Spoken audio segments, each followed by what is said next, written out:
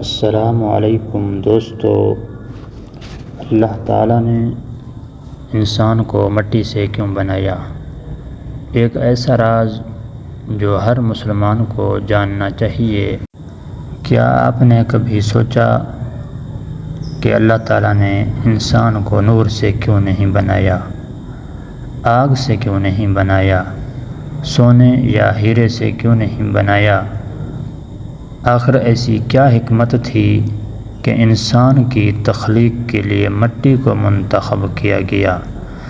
اگر انسان سونے سے بنتا تو شاید دولت پر غرور کرتا، اگر آگ سے بنتا تو شاید ہمیشہ غصے میں رہتا، لیکن اللہ تعالیٰ نے انسان کو مٹی سے بنایا، اور اس فیصلے میں ایسی حکمتیں پوشیدہ ہیں جو ہماری پوری زندگی کا رخ بدل سکتی ہیں۔ آج کی ویڈیو میں ہم قرآن و سنت کی روشنی میں جانیں گے کہ اللہ تعالیٰ نے انسان کو مٹی سے کیوں پیدا کیا، اس میں کیا حکمت ہے، اور اس حقیقت سے ہمیں اپنی زندگی کے لیے کیا سبق ملتا ہے۔ اللہ تعالیٰ قرآن مجید میں فرماتا ہے، اور بے شک ہم نے انسان کو مٹی کے خلاصے سے پیدا کیا۔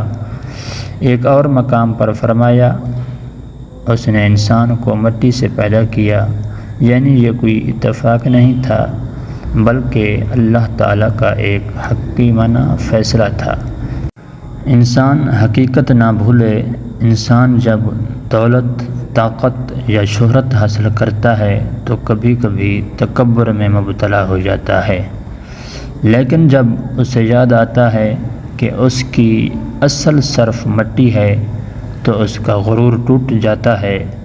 آج دنیا میں کتنے ہی لوگ اپنی طاقت پر فخر کرتے ہیں، مگر حقیقت یہ ہے کہ سب کی ابتدا بھی مٹی سے ہوئی اور انجام بھی مٹی ہے۔ اسی لیے اسلام عاجزی کی تعلیم دیتا ہے۔ عاجزی اور انکساری مٹی کی سب سے بڑی صفت یہ ہے کہ وہ نرم ہوتی ہے۔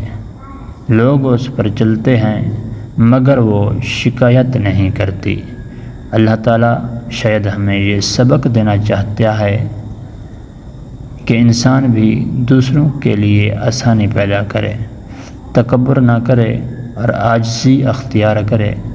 نبی کریم صلی اللہ علیہ وسلم نے فرمایا کہ جس کے دل میں رائی کے دانے کے برابر بھی تکبر ہوگا وہ جنت میں داخل نہیں ہوگا۔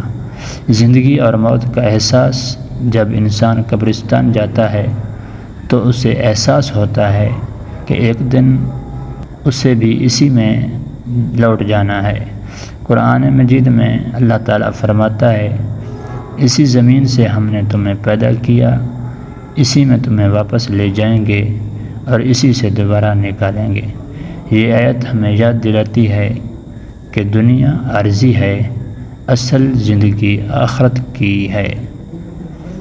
مٹی میں زندگی کی صلاحیت، زمین سے ہی درخت اگتے ہیں، پھول کھلتے ہیں اور رزق پیدا ہوتا ہے۔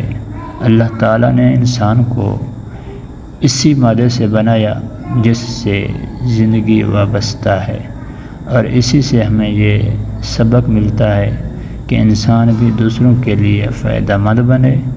آزمائش، اللہ تعالیٰ نے انسان کو فرشتوں کی طرح مجبور نہیں بنایا بلکہ عقل، اختیار اور خواہشات عطا کیں۔ جب انسان کے پاس انتخاب ہے کہ وہ نیکی کرے یا برائی، اسی لیے دنیا امتحان کی جگہ ہے۔ ابلیس کی غلطی، جب اللہ تعالیٰ نے حضرت آدم علیہ السلام کو پیدا کیا تو ابلیس نے کہا، میں اس سے بہتر ہوں، مجھے آگ سے پیدا کیا گیا اور اسے مٹی سے۔ یہی تکبر اس کی تباہی کا سبب بنا۔ اللہ تعالیٰ نے ہمیں یہ سبق دیا کہ اصل عزت مادے میں نہیں بلکہ تقویٰ میں ہے۔ اصل عزت کس چیز میں ہے؟ قرآن مجید میں فرمایا گیا، بے شک اللہ کے نزدیک تم میں سب سے زیادہ عزت والا وہ ہے جو سب سے زیادہ متقی ہے۔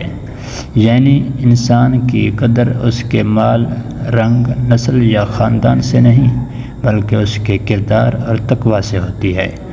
آج کے انسان کے لیے پیغام: آج انسان چاند پر پہنچ گیا، نئی نئی ایجادات کر لیں، لیکن اگر وہ اپنی اصل بھول جائے تو یہ ترقی اس کے لیے فائدہ مند نہیں۔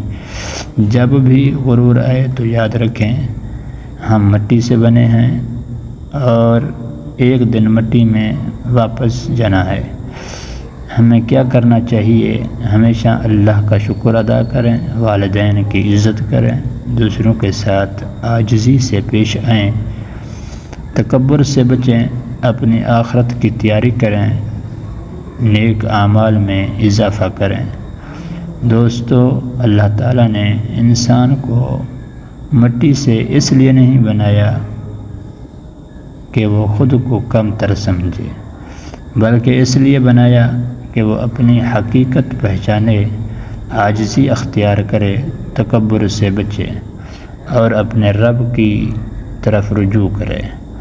جب بھی آپ کو اپنی طاقت، دولت یا مقام پر غرور ہونے لگے تو ایک لمحے کے لیے سوچیں، میری ابتدا مٹی سے ہوئی تھی اور میرا انجام بھی مٹی ہی ہے۔ اگر اس حقیقت کو ہم دل سے مان لیں تو ہماری زندگی بدل سکتی ہے۔ اللہ تعالیٰ ہمیں اپنی حقیقت پہچاننے، عاجزی اختیار کرنے اور نیک اعمال کرنے کی توفیق عطا فرمائے، آمین۔ اگر آپ کو یہ ویڈیو پسند آئے تو اسے دوسرے تک پہنچائیں، کیونکہ ممکن ہے ایک شخص کی زندگی بدلنے کا ذریعہ یہی پیغام بن جائے۔